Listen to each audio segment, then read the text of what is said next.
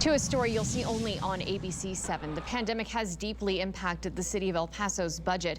As we've reported, with many services halted, workers were furloughed as unexpected expenses piled up.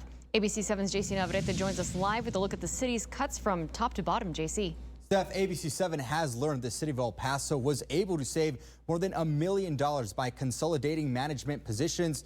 They're having one person do the jobs that other people would have to do in the past. The city has lost employees due to furloughs and retirement at the senior level. By doing so, they can continue to operate without having to reach into the city's reserves. We were able to condense several positions into one.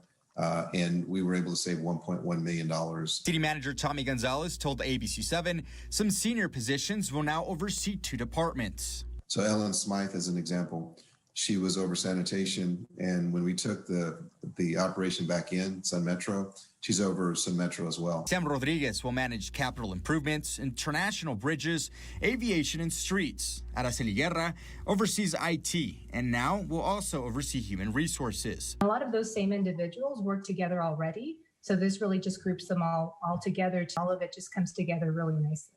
Gonzalez says they've done this with at least 5 positions. Those practices have really worked really well for us, especially during times like this, like a pandemic that we are dealing with. And again, those savings have come in at a very good time. Gonzalez says the money saved has been reallocated to help with the COVID-19 response. The city has hired more than 300 people to help with the pandemic. The city can't use federal CARES Act funding, so their salary is coming from the city's coffers. The city's chief financial officer tells ABC 7 they've been building up the reserve fund since 2013 when the city faced a deficit. The following year, the city manager was hired. We need to continue to increase the reserves to create the budget stabilization fund that we have. And the budget stabilization fund we created, ironically enough, we did it.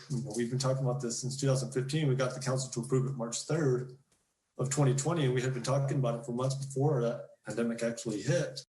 And literally just 2 weeks later, the city issued emergency orders due to the pandemic. Another cost-cutting measure by the city of El Paso was to make sure those employees got a pay cut. Another thing they did to save on money was furloughs. To extra perspective now. The city has had to make adjustments during the pandemic. And again, among those moves is to furlough some employees. Originally, 300 employees were furloughed by the city. However, many of those employees were temporary contracts.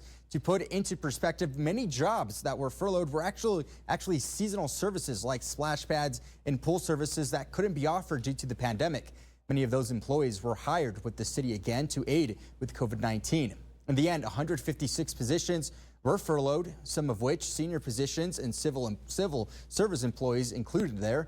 The city tells ABC 7 they are working to bring those employee backs when they're fiscally able to.